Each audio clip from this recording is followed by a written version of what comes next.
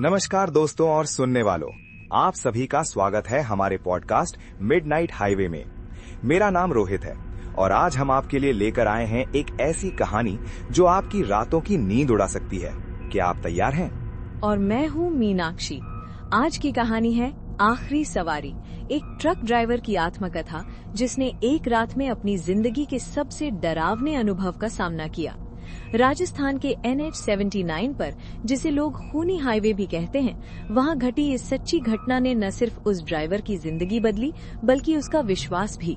हमारी आज की कहानी है मोहन सिंह की, जो पिछले 28 सालों से ट्रक चला रहे हैं।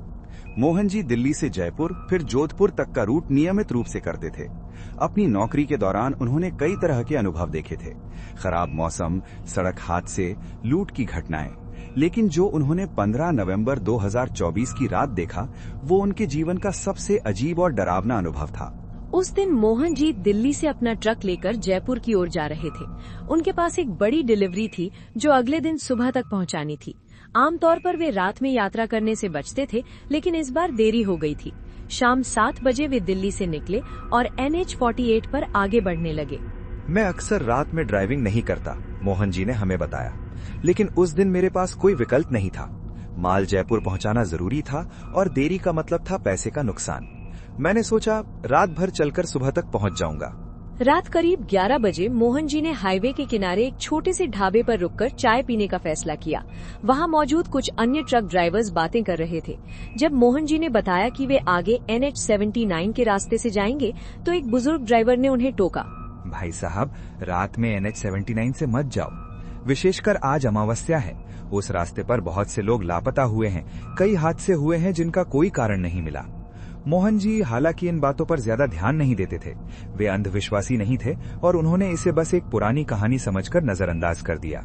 चाय पीकर मोहन जी ने अपनी यात्रा फिर से शुरू कर दी। रात गहरी होती जा रही थी और हाईवे पर ट्रैफिक बहुत कम था। सड़क के दोनों ओर सिर्फ सघन पेड़ और अंधेरा दिखाई दे रहा था। रेडियो पर पुराने हिंदी गाने बज रहे थे और मोहन जी के पास अपने विचारों के अलावा कोई साथी नहीं था। रात लगभग 12:30 बजे जब वे NH 79 पर मुड़े, तब मोहन जी को पहला अजीब अनुभव हुआ।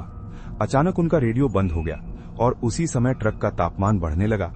पहले तो उन्होंने सोचा कि ये कोई तकनीकी खराबी है, लेकिन फिर उन्होंने अपनी आंखों से कुछ ऐसा देखा जिसने उन्हें हिलाकर रख दिया। सड़क के बीच में मेरी हेडलाइट्स की रोशनी में मैंने एक महिला को देखा, मोहन जी ने कांपते हुए स्वर में बताया। वो सफेद साड़ी में थी, उसके बाल बिखरे हुए थे और वो मेरी तरफ अपना हाथ बढ़ा रही थी, जैसे मदद मांग रही हो। मोहन जी ने ब्रेक लगाया और ट्रक धीरे धीरे रुक गया। उन्होंने आसपास देखा, लेकिन कोई भी नहीं था। ये अजीब था क्योंकि उन्होंने उसे साफ साफ देखा था। फिर भी उन्होंने इसे अपनी थकान का नतीजा समझकर फिर से ट्रक स्टार्ट कर दिया। लेकिन ये सिर्फ शुरुआत थी। जैसे ही मोहन जी ने ट्रक आगे बढ़ाया, उन्हें महसूस हुआ कि ट्रक पहले से भारी लग रहा है, जैसे किसी ने अतिरिक्त वजन लाद दिया हो। अचानक केबिन में ठंड बढ़ने लगी। हालांकि रात गर्मी की थी। मोहन जी को अपनी पीठ पर किसी की नजर महसूस हुई। धीरे धीरे मोहन जी को महसूस होने लगा कि वे अकेले नहीं हैं। केबिन में कोई और मौजूद था। सीट के पीछे से सांस लेने की आवाज आ रही थी। मोहन जी का दिल तेजी से धड़क रहा था। उन्होंने रियर व्यू मिरर में देखा और उनकी सांस रुक गई। मिरर में सीट के पीछे वही महिला बैठी थी जिसे उन्होंने सड़क पर देखा था। उसकी आंखें लाल थीं, चेहरा पीला पड़ा हुआ था और उसकी साड़ी पर खून के धब्बे थे। मोहन जी की चीख निकल गई और उन्होंने ब्रेक पर पैर रख दिया। मैंने ट्रक रोकने की कोशिश की, लेकिन ब्रेक काम नहीं कर रहा था। ट्रक तेजी से आगे बढ़ रहा था, जैसे कोई उसे खींच रहा हो। मैं चिल्लाया, कौन हो तुम, क्या चाहती हो? लेकिन कोई जवाब नहीं आया। उस रात मोहन जी जिस हिस्से से गुजर रहे थे, वो 10 साल पहले एक बड़े हादसे का गवाह था। एक ट्रक ड्राइवर ने रात में नशे में गाड़ी चलाते हुए एक युवती को कुचल दिया था और फरार हो गया था। स्थानीय लोगों का कहना था कि उस युवती की आत्मा अब भी उस सड़क पर भटकती है और वो उन ट्रक ड्राइवरों से बदला लेती है जो रात में अकेले यात्रा करते हैं। अचानक ट्रक की स्पीड और भी तेज हो गई। मोहन जी को लगा जैसे ट्रक किसी अदृश्य शक्ति के वश में आ गया हो। हेडलाइट्स फ्लिकर करने लगीं और मोहन जी को आगे एक तेज मोड़ दिखाई दिया। यदि वे उस मोड़ को इतनी तेज गति में लेते तो निश्चित रूप से ट्रक पलट जाता। मोहन जी ने अंतिम प्रयास में स्टीयरिंग को मजबूती से पकड़ा और अपनी पूरी ताकत लगाकर ब्रेक दबाया। उन्होंने गहरी सांस ली और अपनी आंखें बंद कर ली।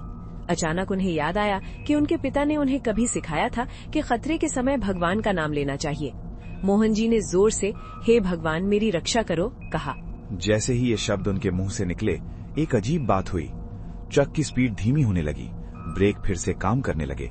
मोहन जी ने रियर व्यू मिरर में देखा और महिला की जगह अब एक छोटा सा दिया जल रहा था।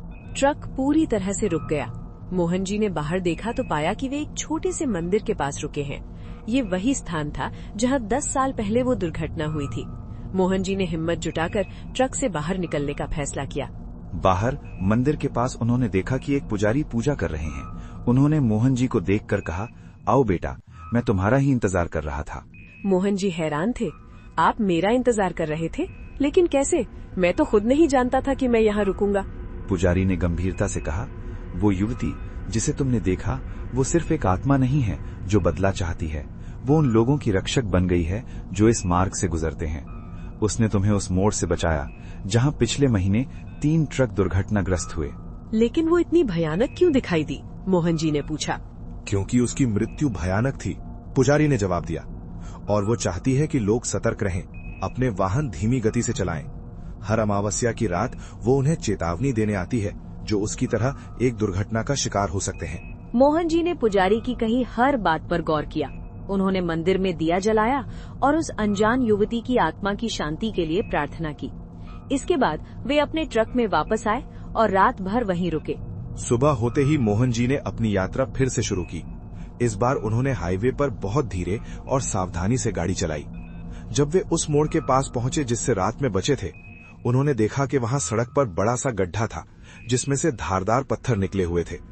अगर वे रात में उस गति से मोड़ लेते तो निश्चित रूप से दुर्घटना हो जाती। जयपुर पहुंचकर मोहन जी ने अपने मालिक को सब कुछ बताया। पहले तो उसने विश्वास नहीं किया, लेकिन जब उसने अन्य ड्राइवरों से सुना कि NH79 पर इस तरह के अनुभव आम हैं, तो उसने निर्णय लिया कि रात में कोई भी ड्राइवर उस मार्ग से नहीं जाएगा। तब से मोहन जी हर महीने उस मंदिर में जाते हैं और दिया जलाते हैं। वे अब भी ट्रक चलाते हैं, लेकिन रात में ड्राइविंग से बचते हैं। और जब भी वे NH79 से गुजरते हैं, वे धीमी गति से चलते हैं और अपने साथ यात्रा करने वाले अदृश्य रक्षक को धन्यवाद देते हैं। मोहन जी की कहानी हमें सिखाती है कि सभी भूत और प्रेतात्माएं बुरी नहीं होती। कभी कभी वे हमारी रक्षा के लिए भी आ सकती हैं, लेकिन फिर भी रात में सुनसान सड़कों पर यात्रा करते समय सावधानी बरतना बेहद जरूरी है। और याद रखिए, अगर कभी रात में NH79 पर यात्रा करें और आपको सफेद साड़ी में कोई महिला दिखाई दे तो घबराइएगा मत, शायद वो आपकी रक्षक हो। लेकिन हाँ, अपनी गाड़ी की गति जरूर कम कर दीजिएगा। हमारे साथ जुड़ने के लिए धन्यवाद। अगले हफ्ते हम लेकर आएंगे एक और रोमांचक कहानी। तब तक के लिए सुरक्षित रहें और याद रखें, हर सड़क अपनी कहानी छिपाए रखती है। ये था मिडनाइट हाईवे का एपिसोड आखिरी सवारी। मैं रोहित और मैं मीनाक्षी फिर मिलेंगे अगले हफ्ते एक नई डरावनी कहानी के साथ। नमस्कार।